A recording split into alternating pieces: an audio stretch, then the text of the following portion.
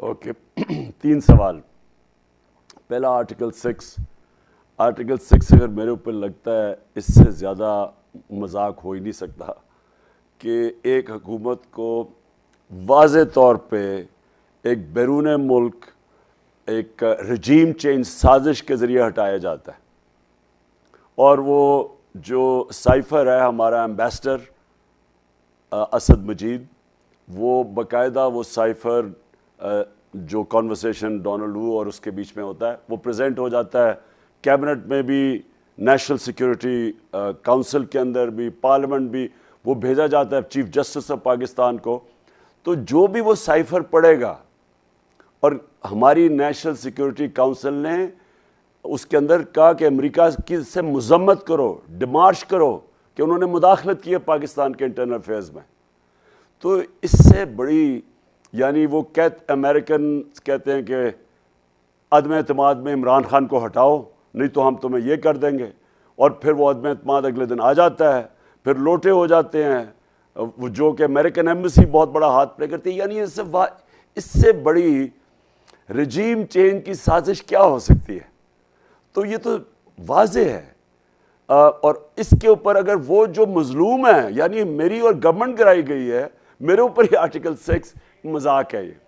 اس لیے یہ ذہن میں ڈال لیں کہ یہ اگر جتنی بھی آگے بات نکلے گی اس میں سے وہ چیزیں نکلیں گی جو میں چپ کر کے بیٹھا ہوں، میں آگے بات نہیں کرتا. لیکن یہ ایک مذاق ہے. اور آپ جان بولٹن جو امریکن سیکیورٹی ایڈوائزر ہے، اس نے ابھی 2 دن پہلے کہا کہ ہم رجیم چینج کرتے رہے ہیں دنیا میں، اور ہم کیسے سازش، یعنی وہ ٹرمپ کو کہہ رہا ہے کہ ٹرمپ کو سازش نہیں کرنی آتی، ہم سازش کر کے رجیم چینج کرتے رہیں.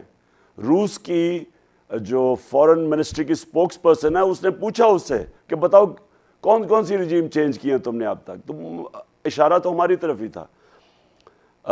دوسرا سوال آپ کا کہ دھاندلی ہوگی، دھاندلی پری پول ریگنگ بڑے پیمانے پہ ہو رہی ہے. الیکشن کمیشن ان کے ساتھ ملی ہوئی ہے، ساری انتظامیہ ان کے ساتھ ملی ہوئی ہے.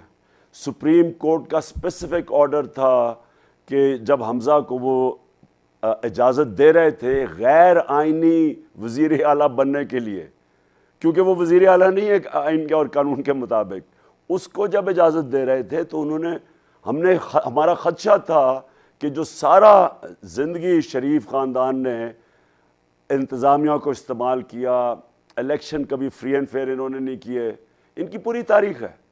تو ہم نے جب انہوں نے کہا، سپریم کورٹ نے کہا کہ کوئی مداخلت نہیں ہوگی.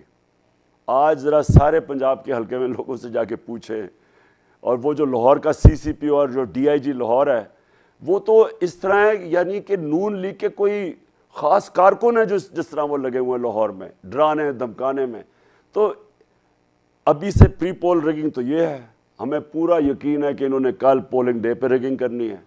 مسٹر ایکس جو لاہور میں بیسڈ ہے، اور وائی جنہوں نے ملتان بھیجا ہوا ہے، وہ انہوں نے بھی پوری ان کو آرڈرز ملے ہوئے ہیں کہ انہوں نے ان کو جتانا ہے. اور ہمیں کوئی شک نہیں ہے کہ کل کے دن ہمیں ان کو ریگنگ کے باوجود ہرانا ہے. لیکن جو آپ کا پوائنٹ ہے کہ جب ایک الیکشن کے اندر دھاندلی سے جو بھی جیتتا ہے، 1977 میں ایک دم پبلک کا ریاکشن آیا، اس کا ملک کے اندر اور ڈی اسٹیبلائزیشن ہوئی. اگر اس طرح کے الیکشن کروا کے ایک کرپٹ پاکستان کا کرپٹ ترین مافیا کو اوپر لوگوں کے مسلط کرنا ہی ہے، تو یہ تو ملک کو ڈی اسٹیبلائزیشن کی طرف لے کے جا رہے ہیں. اس کا مطلب یہ ہے کہ جو ہماری اکانومی ہے وہ ریکوری نہیں کر سکتی، کیونکہ اکنامک سٹیبلٹی کے لیے پولیٹیکل سٹیبلٹی چاہیے. تو جب یہ 2 نمبر الیکشن کروائے جائیں گے تو یہ تو سیدھا سیدھا فیڈ کرے گا اکنامک انسٹیبلٹی پہ. اور کیا ہمارا ملک جو بلومبرگ کہتی ہے کہ 4تھے نمبر پہ ہے، جو ملک ڈیفالٹ کرنے جا رہا ہے، اپنی لائبلٹیز نہیں میٹ کرے گا، جو سری لنکا کا حال ہے، ہم 4تھے نمبر پہ ہیں اس وقت.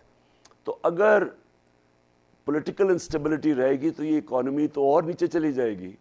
تو یہ تو بہت بڑا ظلم کریں گے پاکستان سے کہ اگر اس طرح کے الیکشن کروائیں. اور آپ کی آخری جو تیسری کہ فریڈم آف ایکسپریشن، دیکھیں فریڈم آف ایکسپریشن سے ڈرتا کون ہے؟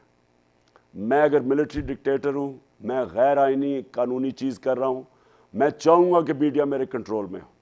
ہر ملٹری ڈکٹیٹر نے کوشش کی ہے میڈیا کنٹرول کرنے کی، اور پہلے 2 ڈکٹیٹرز میں بالکل کنٹرول تھا، ایوب خان اور ضیاء الحق کے زمانے میں۔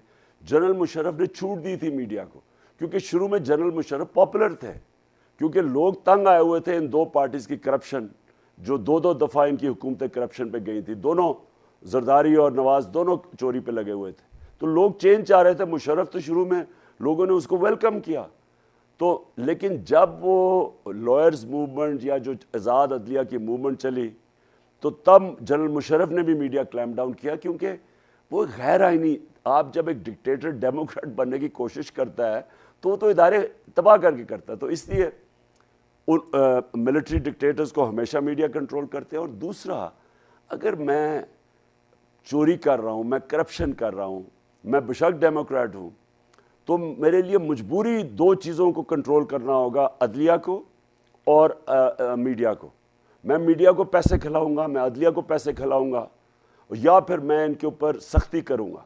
اور آپ کو پتہ ہے یہاں ملک کی تاریخ کہ لفافے کدھر سے شروع ہوئے، نواز شریف نے شروع کیے، اس سے پہلے لفافہ جرنلزم نہیں تھی، پھر اس نے پھینٹا بھی لگوایا، نوجم سیٹھی کو مار پڑوائی جب دوسرا دور تھا اس کا، جب اس نے اس کی کرپشن سامنے لے کے آئے، سپریم کورٹ کے اوپر حملہ کیا، بریف کیس چلائے، وہ جو تارڑ تھا جو پریزیڈنٹ بعد میں بنا تھا، اس نے بریف کیس دے کے ججز کو خریدا۔ تو جو کرپٹ آصف زرداری اور نواز شریف جیسے کرپٹ لوگ ہوتے ہیں، ان کو میڈیا کنٹرول کرنا پڑتا ہے، کیونکہ یہ میڈیا ان کی کرپشن کو بچانے یا ان کو پیسے کھلاتے ہیں، رشوت دیتے ہیں، یا کنٹرول کرتے ہیں۔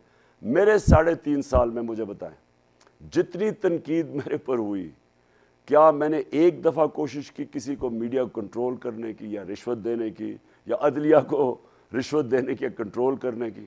میرا ایک دفعہ بتا دیں۔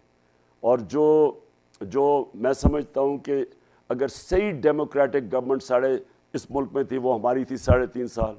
نہ ہم نے کسی ادارے میں مداخلت کی، نیب اپنا کام کر رہا تھا، نیب کے سارے کیسز ہی ہمارے دور کے پہلے بنے ہوئے تھے، صرف FIA کے شہباز کے وہ مقصود چپڑاسی کے کیس ہمارے دور میں بنے ہیں، باقی تو پورا ہم نے روکا کسی کو نہیں۔ نیب نے سب سے زیادہ پیسہ ہمارے دور میں ریکور کیا، 480 ارب روپیہ کیا، جب 18 سالوں میں انہوں نے 280 ارب ڈالر ریکور کیا 18 سالوں میں، ہمارے 3.5 سال میں 480 ارب روپیہ ملک کا ریکور کیا، ہم نے اس کو بھی فنکشن کرنے دیا۔ کوئی مجھے بتائے پولیس کے کیسز، میرے اوپر اس وقت 16 FIR ہیں، کوئی بتائے کہ ہم نے کسی مخالف کے اوپر FIR کاٹی ہو۔ سندھ کے اندر انہوں نے ہمارے لوگوں پہ FIR کاٹی ہیں، اس الیکشن کے اندر ہی سب کے اوپر الیکشن FIR کاٹی ہوئی ہیں۔ وہ علی امین کو روک دیا پنجاب میں آنے سے۔ لانگ مارچ جب انہوں نے 3 لانگ مارچ کی بتائے، ایک ہم نے روکا ہو، ایک کنٹینر لگایا ہو، ہم نے ان کی کئی شیلنگ کی ہو، ہماری لانگ مارچ ہوئی تھی اس کے اوپر جو انہوں نے بے شرمی سے، بے دردی سے جو عورتوں بچوں پہ شیلنگ کی، سب پہ FIR کاٹی، مارا بھی ہمیں FIR بھی۔ تو جو ڈیموکریٹک حکومت تھی وہ ہماری تھی۔ یہ سب نام لیتے ہیں ڈیموکریسی کا، لیکن اصل میں کلیپٹوکریسی ہے، اور یہی انہوں نے آتے ساتھ ہی ثابت کیا کہ 1100 ارب روپے کے اپنے کرپشن کے کیسز معاف کروانے کی کوشش